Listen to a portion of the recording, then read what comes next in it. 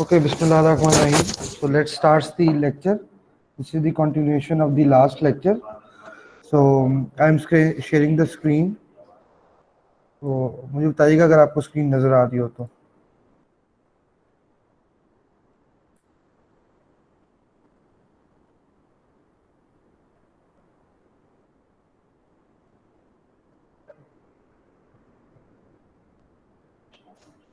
Can everyone can see the lecture slide? Yes, Yes, sir. sir. Okay, thank you.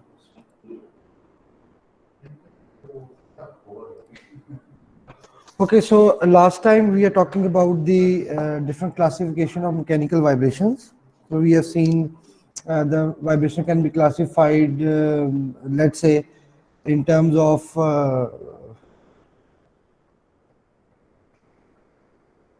this can be classified based on the apps. So first class we've done is based on the presence or the or absence of the force. So this is the first classification. So you have seen that if there is no force present, so if F is equals to 0, we have free vibrations. And we will discuss in the subsequent lectures. And if the force is not equal to 0, then we have forced vibrations. And we also see in detail the force vibration in the subsequent lectures. The second classification we have seen is based on the degrees of freedom. So system can be either single degree of freedom, it can be 2 degrees of freedom, or it can be multi degrees of freedom. Clear? So these are second class. The third classification is based on the damping. So we have seen that the damping can be classified into two broad categories. It can be based on the quality of the damping and based on the quantity of the damping. The quality can be further classified into viscous damping and Coulomb damping. And as far as quantity concerned, it can be under damping or under damped. It can be critically damped. It can be over damped. This is where we have left last time. Okay, so let's start with one of the important concept, that is the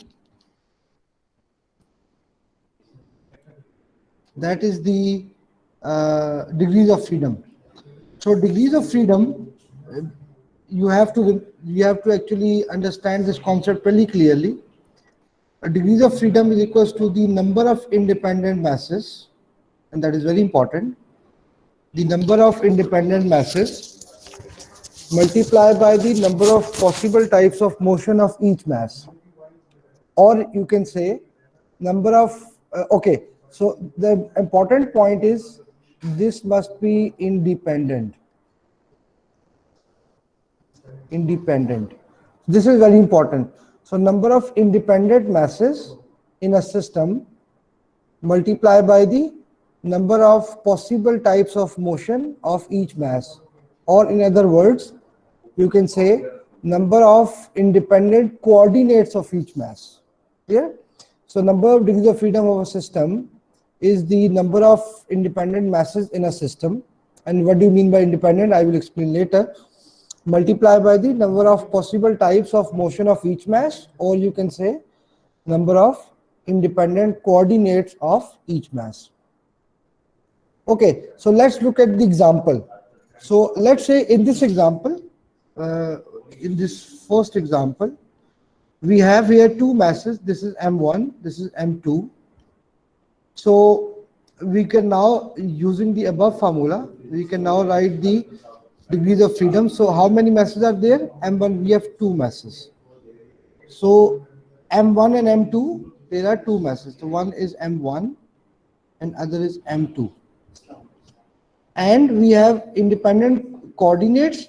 So each mass, you can say one mass is a coordinate x1, the second mass is coordinate x2. So the most important thing is this each mass. So each mass has, as you can see, has only one type of possible motion. That is, it can move in this direction, either on the right side or on the left side. Okay. So you can now say similarly for the second mass, you have the it can either move on the right side or on the left side. So it has one kind of one coordinates, or it can move in the one direction. Also it has only one direction to move. So you can now say that 2 multiplied by number of possible types of motion of each mass, or the number of possible coordinates of each mass, which is 1. So it's a 2 degrees of freedom system. I hope you understood this point. I will repeat again. So number of degrees of freedom is equal to number of independent masses. So this is your M1 is your first independent mass, M2 is your second independent mass, multiply by number of independent coordinates of each mass, which is 1. So 2 multiplied by 1 is 2 degrees of freedom. Now, if I replace this K2 by a rod, let's say this is not a spring, but a solid rod, for example.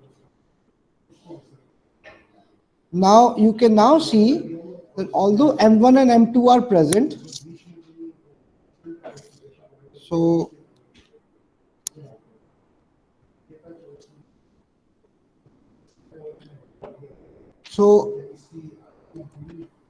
you can see that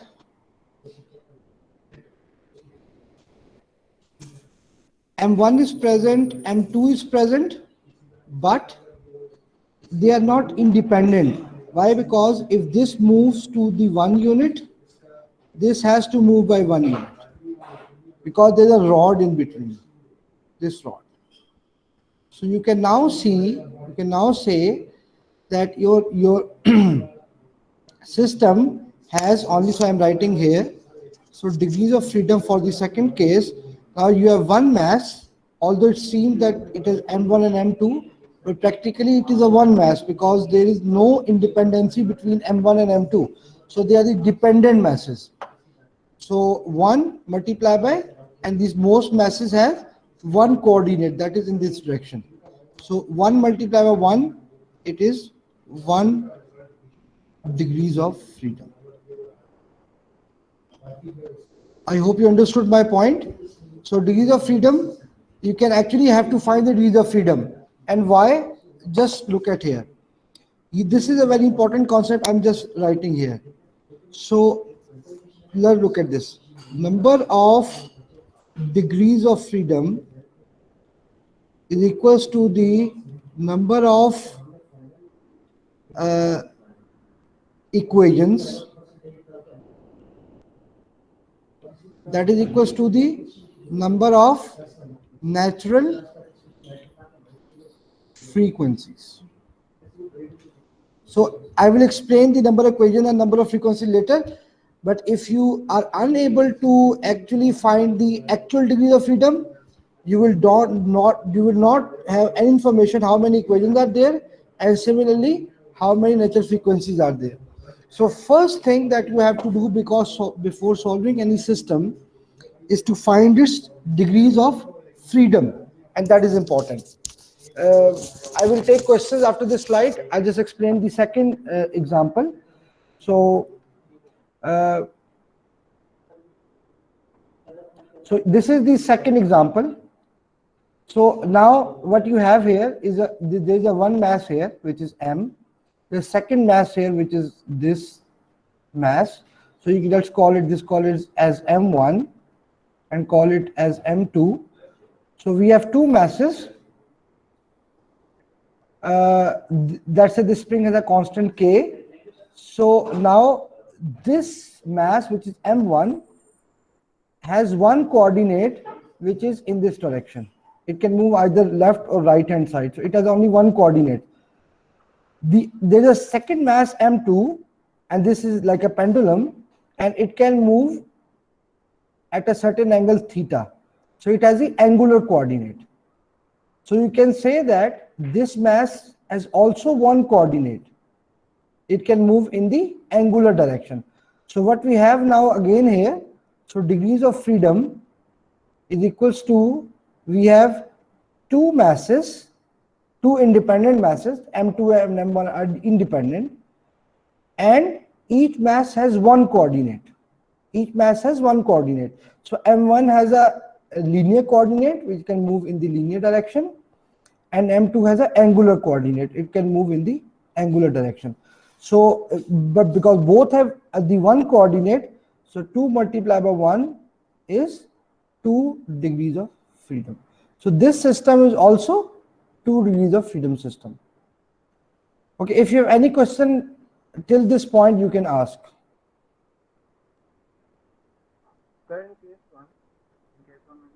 Yes. Sir आज कोई question नहीं है. क्यों boycott कर दिए? Sir एक मेरा question है सर, ये मैस m2 जो है ये ट्रांसलेट नहीं करेगा जब मैस m1 पीछे की तरफ मूव करेगा, तो इसमें ट्रांसलेशन मोशन और rotation very good point. Okay, you got about case 2, am I right? Yes sir. Okay, that's a very important point. Here is a very important point, that as m1 moves from left to right, there's also a linear motion in the pendulum as well, apart from its angular motion. That is true, but that coordinate is not independent coordinate. That if this pendulum moves in this direction, that is dependent on how this mass moves. So that's why you cannot call it, it's an independent coordinate. It's an individual coordinate. This coordinate of pendulum, that is, you can say, let's say call it at x, is totally dependent on the motion of this mass. Yes sir. Clear? So yes, it is not independent. The most important thing that we have to understand is you should have independent masses and you should have independent coordinates. So you are very right that this pendulum will also translate, but that is dependent on the motion of the m1. That's why you cannot call it an independent coordinate. Sir इसका मतलब सबके जो motions है वो भी independent होने चाहिए. मतलब जैसे मैस 2 का मोशन इंडिपेंडेंट होगा, मैस 1 का मोशन इंडिपेंडेंट होगा.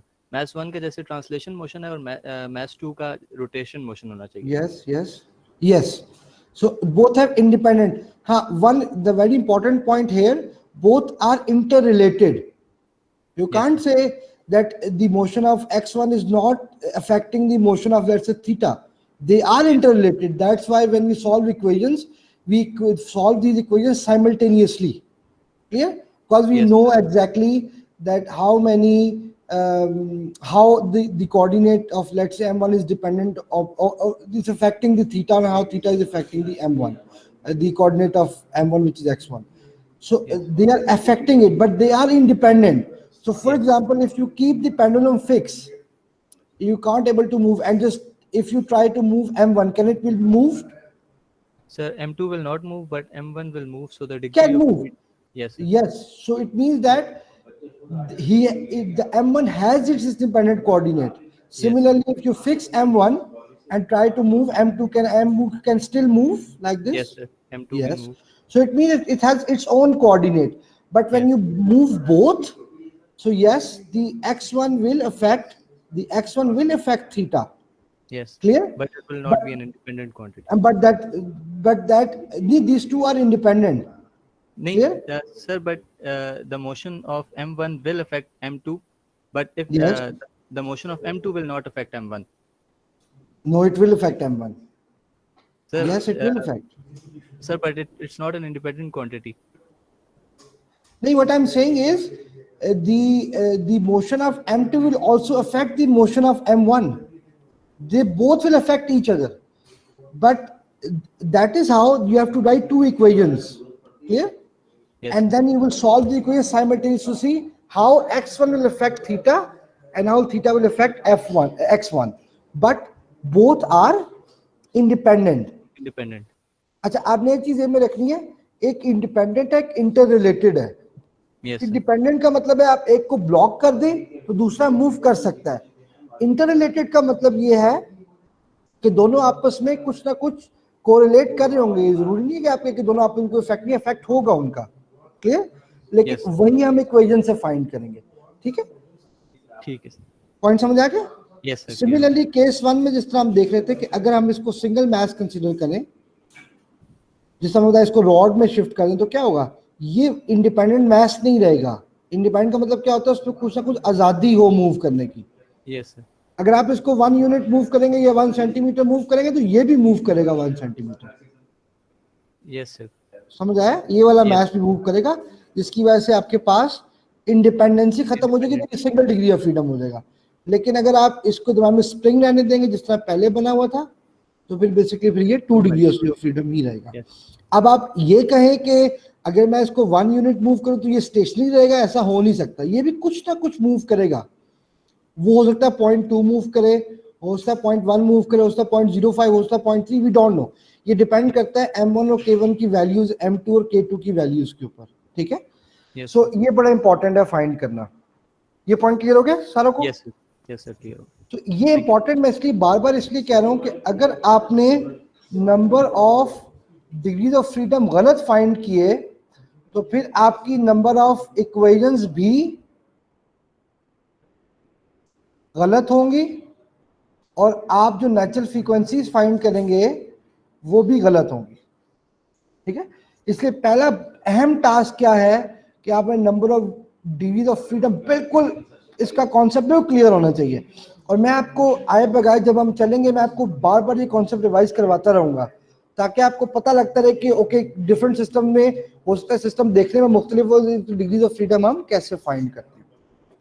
Okay, so let's move forward.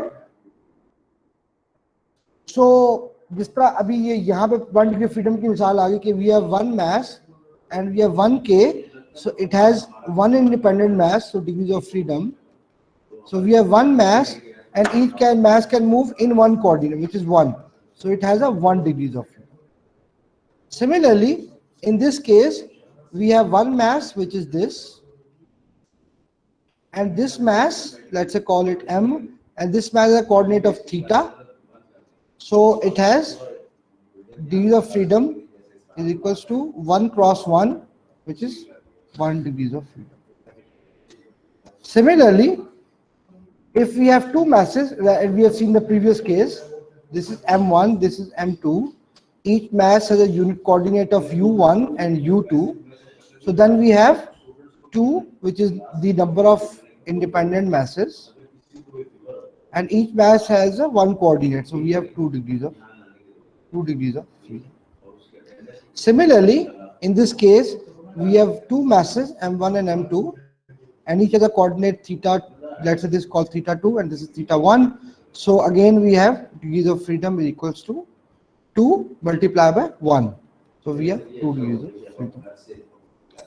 Similarly, if we have multiple masses like M1, M2, so on, M infinity. So we have, let's say, infinite masses. So this is now you have how many masses are there? So degrees of freedom. So we have infinite masses, and each mass has 1 coordinate. Infinity multiplied 1 is infinity. So we have, this is the infinite degrees of freedom. When a system has infinite degrees of freedom, it has infinite equations and it has infinite natural frequencies. Clear? So number of degrees of freedom, let's say in this case, you have infinite masses and you have, each mass has 1 coordinate, like U1 for M1, U2 for M2, you let's say infinity for M infinity. So infinity multiplied by 1 is infinity. So you have infinite degrees of freedom, you have infinite equations, you have infinite natural frequencies. Okay, So, or another word will current, it's an n degrees of freedom. And also represent for infinite. So you can have 1 degree of freedom, 2 degrees of freedom, 3 degrees of freedom, 4, 5 till and so on. So for this course, again, because you cannot find the infinite equations, definitely. Even any software can't do that. So in this course, we will only limit ourselves to 3 degrees of freedom. For analytical case and for only Holzer method, we will go for 4 degrees of freedom. For analytical methods, जो क्या आप आगे देखेंगे, for analytical methods, we only will remain to the 3 degrees of freedom. But for only Holzer method, we will shift to 4 degrees of freedom. We will not go beyond 4 degrees of freedom. Because if you move on, it can be 5, 6, 7, 8, 9, 10, so on. So you cannot go beyond that, because then you have to solve multiple equations. So we only go to 3 degrees of freedom. Any question till now? So then we have to move to the next concept.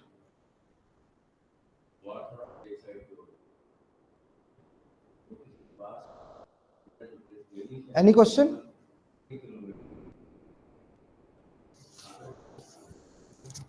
Okay, so let's move to the next topic. Okay, this slide will show you a freeze frame. If you draw a line like this,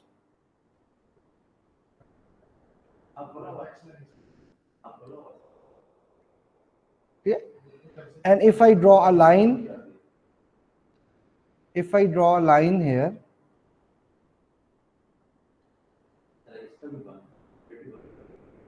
to the mean position, it's not very perfect. Sorry, I forgot it.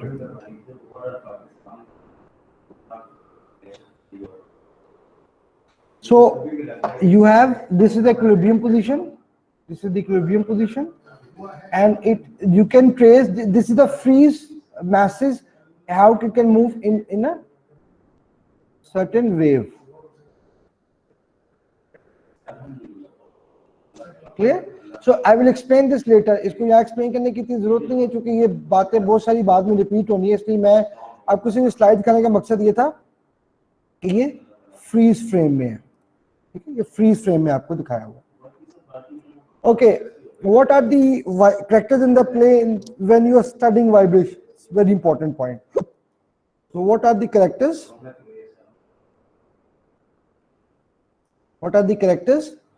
So the first character is a spring. Okay? So spring, what is the property of a spring? It can store potential energy and necessarily elastic potential energy. Okay? It can store elastic potential energy. So this is the first important point. Okay, spring can be a physical spring like a coil spring. It can be a beam. Beam also has some stiffness, as you have studied in mechanics of material courses, that if a beam has also a certain stiffness. So which is related to the springiness, which is the ability to store elastic potential energy. Any body which has the ability to store elastic potential energy can be treated as spring. And when we'll do some mathematical modeling as well as solve some examples, you will see that even you cannot, in some cases you cannot see a physical spring, but still the system can store elastic potential energy. So this is you can say it has a springiness property, or it has a elastic ability to store elastic potential energy. The second character is the mass. Now mass has the ability to acquire kinetic energy. And if you look at the formula, if you remember formula from your metric or FSC, the kinetic energy is nothing but half mv square.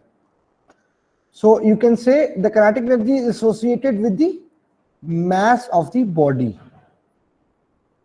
So if you have certain mass in a body, that mass has the ability to acquire kinetic energy or the ability to move. Okay, the third element is the damping element. Now, damping element has a role for the energy dissipation or the energy wastage. So for example, if you have a vibrations like this, so what damper do is try to squeeze the vibration. So its amplitude diminishes, or it will remove or eliminate.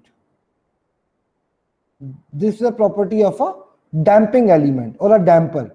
So what dampers do is actually try to dissipate or try to waste the energy of vibration that comes in the system.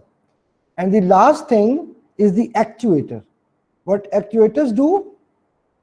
Actuator simply means a source of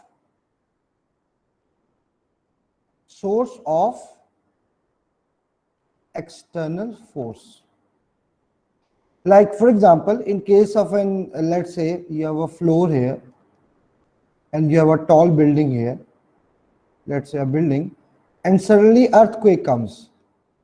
Suddenly an earthquake comes. So what happens? This building shakes. So this earthquake is the actuator. It is the source of external force. Similarly, if you have an aircraft wing, let's say I'm drawing a cross-sectional view of the wing. If a wind comes, so this wing vibrates according to the wind. So what is the wind? Wind is the source of the external force. Similarly, there are many other examples in which the source comes from the external side. So we have, for a vibration system, we have a spring. We should have a spring which should have ability to store elastic potential energy. We should have a mass which should be able to store the or require the kinetic energy. You must have the damping element, which has a property to dissipate the energy of vibration, and we may or may not have actuators, which actually are the source of the external force. So these four elements are there to generate a vibration in any vibration system. So by playing or adjusting with 3 or 4 parameters, you can either control or eliminate the vibration from a system. That is the prime focus of this course, that how these 4 elements will be designed or will be managed, so that you either want to eliminate the vibrations or you want to reduce the vibration, or in other words, you want to absorb the vibrations. So that's why this slide is critical in this sense. Okay, if you have any question till now, you can ask. So then we have to move forward from this concept.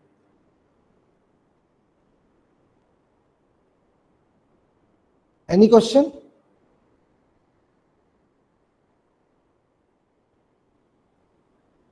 Okay, on my laptop, I cannot see your comments, right? If you are asking some question on the text message, I cannot see that, because on my screen it's a full view of the slide. So if you're asking some question on text or even not, I don't know. You have to ask question by turning off your mic. So if you have any question till now, you can ask. If you do not have any question, then we have to move forward.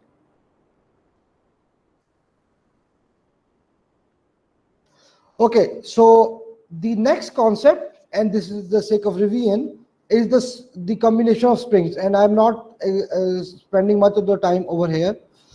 So you can see, if you have let's say you have a 2 parallel spring K1 and K2, so then you can find the equivalent. If you want to convert that to, let's say, these 2 K1 and K2 into an equivalent system, so that is basically 1 over K equivalent is equals to 1 over K1 plus 1 over K, and you know already from your previous understanding.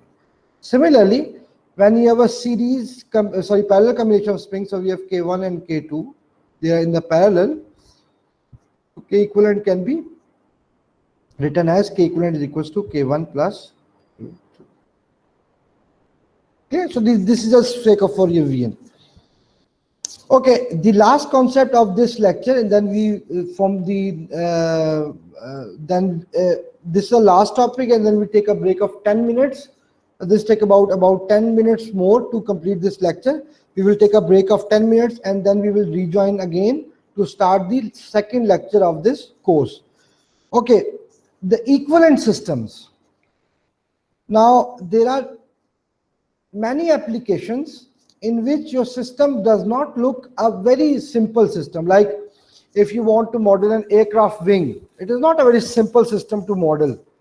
Or if you want to try to understand the vibration of, let's say, a building, or maybe in my case, in my PhD, I've analyzed the vibration of tubes in the heat exchangers, and there are so many other applications in machines. So it's very difficult to model or to understand the vibration of these complex systems. So what we will do, we actually try to find the or to analyze the vibration of this complex system by converting these complex system into simpler systems, so that you can then can model or analyze the vibration of those systems, and then you can apply the understanding of those systems to the more complex systems. So that is the main idea, and this is just idea to give you the what are the equivalent systems. So what we actually do, we try to simplify. In this case, we try to simplify the more degrees of freedom, to the less degrees of freedom. This is our main task. And as we have seen in the previous slides, that the number of degrees of freedom is a number of equations. So if you have, let's say, more complex degrees of freedom, definitely it's difficult to solve. If you are able to convert the more complex degrees of freedom to the less degrees of freedom, then you can easily able to solve the equations, because definitely they have less equations. Okay, so let's say for the first case, so what you have here, let's say, is a single rod, and you want to extend this rod in the linear direction along the axis. Now this system can be converted into a mass spring system, where the stiffness, because you can only extend this rod if this rod has certain stiffness. So you can say that this rod is equivalent to a spring which has the same K as that of a rod, and a mass which is the same mass as the mass of the rod. I am again repeating, you can convert a simple rod which you are now applying a force in the horizontal direction, to a spring which has the same K or same stiffness as that of a spring, and the same mass as that of the mass of the rod. So if you have a simple mass spring system, now it's very easy to solve. And its stiffness, let's say for this case, is EA over L, where you know what is E? E is the Young modulus. What is A? A is the cross-sectional area. And what is L? L is the length of the this rod. And the natural frequency is under root K over M. So we will see this later in the lecture. Yeah, so just leave it. So natural frequency, if you want to find natural frequency, it's under root K by M. Okay, what we are seeing here, that how if the system does not look like a mass spring system, how we can convert a complex system into a mass spring system. Similarly, let's say we have a cantilever beam, and that beam is bending in the down. You have seen again these type of cantilever beams in your lab as well. Now again, if this beam can move downward, it has a certain stiffness, that is for sure. Why? Because if any body moves in a sense, it has some stationary point, and the other points can move. It has certain stiffness and it has certain mass.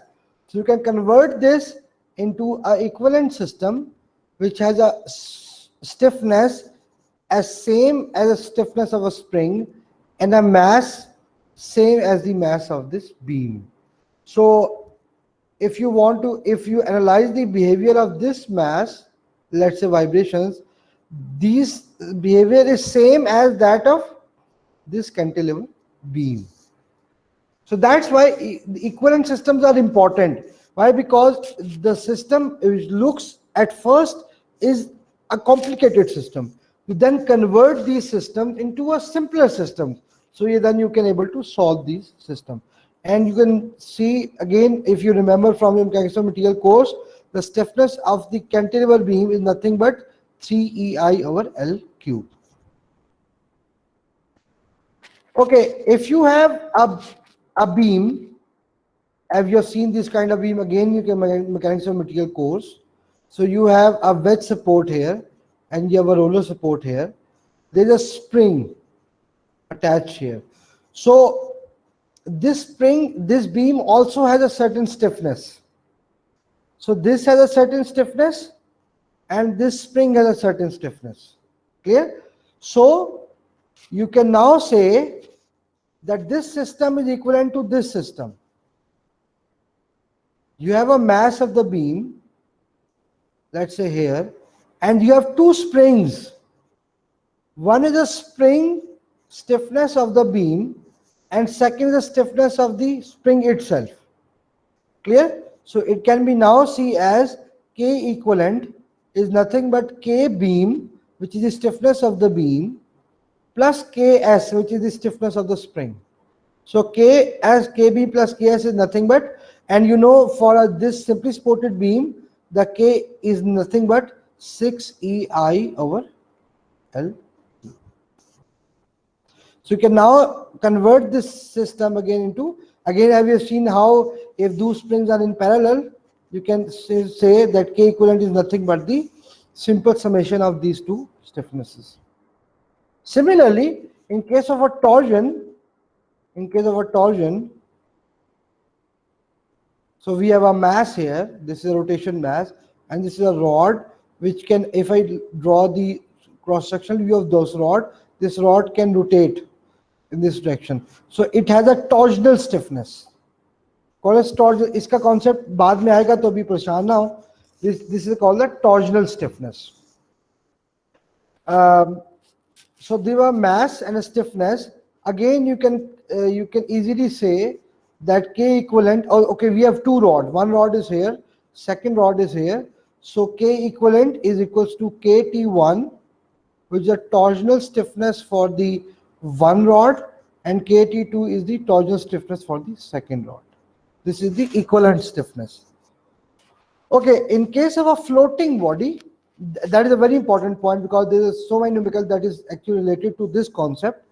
So if you, let's say you have a water body and there's a ship. The ship has a mass, and when it moves on the water, it has a bouncy effect. It can move up and down. Why? Because the water acts as a spring. The water acts as a spring. The water is springiness. Anything that can store the potential energy has the effect of a spring. So in case of the body moving on water, the water acts as a spring, and its stiffness is equals to rho G times rho F times VA, where rho F is the density of the fluid, and this fluid is water. So this is 1000 kg per meter cube approximately. The G is the acceleration due to gravity, and A is the area of contact between the body and the between the mass and the water body. So for example, if you have a ship, let's say this, so the only area that's in contact is this area. So you cannot take that whole area of the ship, but the area only in contact with the water. So even water, you cannot see spring in water, but even a floating body acts like a water. Sorry, even a floating body in water will act like a mass spring system. So you can now see that you can reduce this complex system into a simple mass spring system. So this is a basic concept of the equivalent system. The system which do not look in the first appearance as the you can say mass spring system, which you can convert these systems into the simplest mass spring system. Okay, this is the end of the first lecture. If you have any question till now, you can ask. Then we have a break of 10 minutes और आप सारे जो है वो group से out हो जाइएगा, क्योंकि हम दोबारा मीटिंग दोबारा स्टार्ट करेंगे 10 मिनट के बाद. मैं भी एग्जिट कर दूंगा, आप भी एग्जिट कर देंगे. और उसकी वजह मैं आपको बता देता हूँ. वजह इसलिए है कि मैं ये चाहता हूँ कि फर्स्ट सेक्टर और सेकंड लेक्चर की रिकॉर्डिंग भी आपको सेपरेट मिले. तो फर्स्ट इसका सेकंड पार्ट था फर्स्ट लेक्चर का, वो आपको अब मिल गया है. अब हम 10 मिनट के बाद सेकंड लेक्चर स्टार्ट करेंगे. आप कोई क्वेश्चन है उससे पहले तो आप पूछ लें.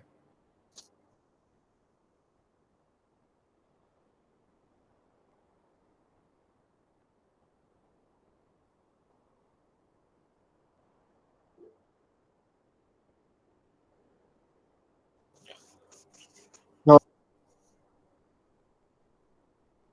ओके, कोई क्वेश्चन नहीं किसी का?